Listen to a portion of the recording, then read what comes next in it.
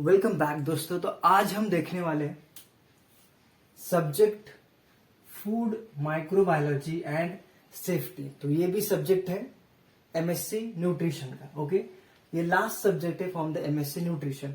MSc nutrition first year जो है, तो फर्स्ट ईयर में हमें कितने हैं? 6 सब्जेक्ट। तो ये 6 subject okay, and second year में हमें और 4 सब्जेक्ट है, ऐसे टोटल 10 सब्जेक्ट है। तो ये 6 सब्जेक्ट अब हम लेंगे, 1 बाय 1 स्टार्ट करेंगे। ओके, जैसे हमने स्टार्ट तो कर लिया है। ओके, तो अब एक एक करके कभी हम डालेंगे फर्स्ट सब्जेक्ट का, कभी हम डालेंगे सेकंड सब्जेक्ट का। तो जैसे पॉसिबल होता है वैसे हम एक एक करके वीडियोस अपलोड करते चले जाएंगे। ओके, तो हमारा जो अभी का जो सब्जेक्ट है वो है फूड माइक्रोबायोलॉजी एंड सेफ्टी। तो इसमें हमारा पहला चैप्टर है माइक्रोबायोलॉजी ऑफ फूड। तो अब ये देखते हैं क्या है। ओके, तो माइक्रोबायोलॉजी ऑफ फूड जो है, इसमें सबसे पहले हमें पता होना चाहिए क्या माइक्रोबायोलॉजी मतलब क्या। तो माइक्रोबायोलॉजी बहुत लोगों को पता होगा, बहुत लोगों को नहीं पता होगा।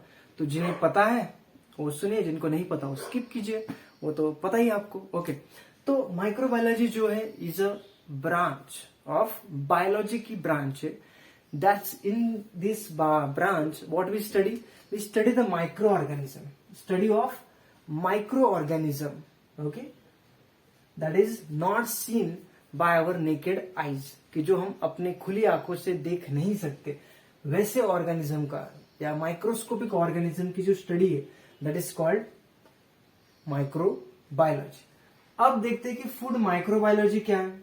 Study of micro organism that present in food and, बस इतना ही नहीं है कि माइक्रो ऑर्गेनिज्म जो प्रेजेंट है फूड के अंदर, बस इतना ही नहीं है, उसके साथ में फूड बॉर्न डिसीजेस भी इसमें इन्वॉल्व है। Food borne diseases, okay, food borne disease जो है वो भी इन्वॉल्व है। उसी के साथ में फूड स्पॉइलेज जो है वो भी इसमें इन्वॉल्व है। ओके, बाद में फर्मेंटेड फूड, ओके, जो फर्मेंटेड फूड है और फर्मेंटेशन ऑफ फूड जो है वो भी यहाँ पर स्टडी होता है। तो इतना सारा ये हम स्टडी करते हैं इन द फूड माइक्रोबायोलॉजी के अंदर। अब देखते हैं नेक्स्ट। अब इसकी हमें देखेंगे, थोड़ी हिस्ट्री में जाएंगे माइक्रोबायोलॉजी के, या फूड माइक्रोबायोलॉजी ये कैसे इवॉल्व हुआ वो हम देखेंगे। अब तो जो फूड माइक्रोबायोलॉजी है वो देखिए फ्रॉम द वैदिक, अगर हम देखिए from the thousands of year ago, okay, from the thousands of year ago, वहां थाउजेंड्स ऑफ ईयर एगो अगर हम चले जाए, पास्ट में अगर हम चले जाए, तो वहां पर तो ऐसा कुछ नहीं था। जो ह्यूमन था वो पूरी तरीके से कार्निवोरस था। वो एंड के वो धीरे धीरे फिर प्लांट फूड को भी खाने लगा और तो वहां से स्टार्ट हुआ। और फिर देखिए, और फिर जो वैदिक पीरियड था, वैदिक पीरियड के अंदर हमें जो कर्ड है, curd involve, curd and butter जो है, तो जो महाभारत का टाइम था, तो महाभारत के टाइम के वक्त इंडिया के अंदर कर्ड और बटर जो है इसमें इन्वॉल्व होता है फर्मेंटेशन, ये इंडिया को पता था। ओके, के अपीयरेंस के अंदर क्या है कि भाई जो प्रॉब्लम हो रही है कि फूड स्पॉइल हो रहा है, और फूड स्पॉइल हो रहा है या फूड से पॉइजनिंग ऑफ द फूड हो रहा है, फूड से डिसीज कॉज हो रहा है या डिसीज ट्रांसमिशन हो रही है। उसी के साथ में जो फास्टर फूड जो है फास्टर जल्दी से खराब और फास्टली खराब हो रहा है, समझ रहे हो, जल्दी खराब हो रहा है ड्यू टू अगर हम उसे प्रॉपरली स्टोर नहीं कर रहे हैं तो ये सारी चीजें जो है, तो ये सारी चीजें ह्यूमन के अपीयरेंस में आई। और ह्यूमन के अपीयरेंस में आने के बाद, ओके, ह्यूमन के अपीयरेंस में आए, और उसके बाद में कुछ दो साइंटिस्ट इन 1658 में ए कायरेमर जो साइंटिस्ट है, तो ए कायरेमर साइंटिस्ट ने पहली बार सजेस्ट किया the role of microorganism in the what spoilage of the food.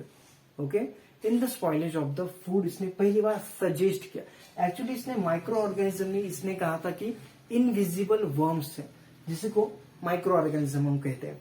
तो इसने भी ऐसा बस कहा, ऐसा नहीं है, इसने एक्सपेरिमेंट भी परफॉर्म किया, क्योंकि ये साइंस है, साइंस में एविडेंस के अलावा कुछ चलता नहीं है।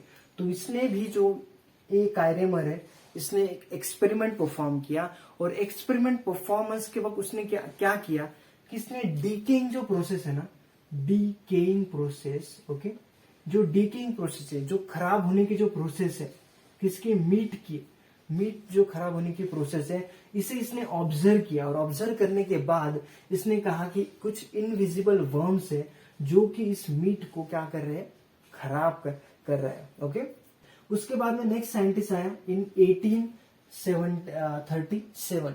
तो 1837 में लियल पास्चर, जिसे हम लुईस पास्चर कहते हैं, इसने अंडरस्टैंड किया the role of microorganism in food जो है, इसने अंडरस्टैंड किया। इसी के साथ में इसने अंडरस्टैंड किया कि फूड स्पॉइलेज में जो है तो माइक्रो ऑर्गेनिज्म रिस्पॉन्सिबल है। उसी के साथ में इसने जो बियर प्रोडक्ट फर्मेंटेशन की प्रोसेस है वो भी इसने क्या किया, अंडरस्टैंड किया। इसने पहली बार इसने about fermentation of micro organism जो है वो भी इसने कहा है। ओके, जो फूड माइक्रोबायोलॉजी है वो फिर इवॉल्व हुआ। ओके, तो सबसे पहले कहां से, थाउजेंड्स ऑफ ईयर एगो, वहां से पहले जो ह्यूमन बीइंग था वो कार्निवोरस था, फिर शिफ्ट हुआ एनिमल, फिर एनिमल फूड से वो प्लांट फूड की तरफ शिफ्ट हुआ, मतलब वो हर्बीवोरस भी हुआ। ओके, और उसके बाद में उसे फिर धीरे धीरे उसके अपीयरेंस में आया कि फूड मटेरियल जो है वो खराब भी हो रहा है, उसमें स्पॉइलेज हो रहा है, उससे ओडर आ रही है। ये पहली बार उससे एक चीज उसे पता नहीं लगी ये क्या हो रहा है, लेकिन उसे फिर ये पॉइजनिंग और स्पॉइलेज ऑफ द फूड इसे उसके अपीयरेंस में आया। और अपीयरेंस में आने के बाद फिर जो साइंटिस्ट है, कुछ साइंटिस्ट जैसे कि हमने कहा कायरी मर साइंटिस्ट, तो इसने पहली बार फिर एक्सपेरिमेंट किया डीकिंग प्रोसेस को ऑब्जर्व करके, इसे पता लगा क्या, about spoilage of the food जो है इसमें माइक्रो ऑर्गेनिज्म का रोल है या इनविजिबल वर्म से इसने कहा। और फिर लुईस पास्चर ने ये कंफर्म किया कि इसमें माइक्रो ऑर्गेनिज्म ही है जो कि फूड मटेरियल को क्या कर रहे हैं, डिग्रेड कर रहे हैं या खराब कर रहे हैं।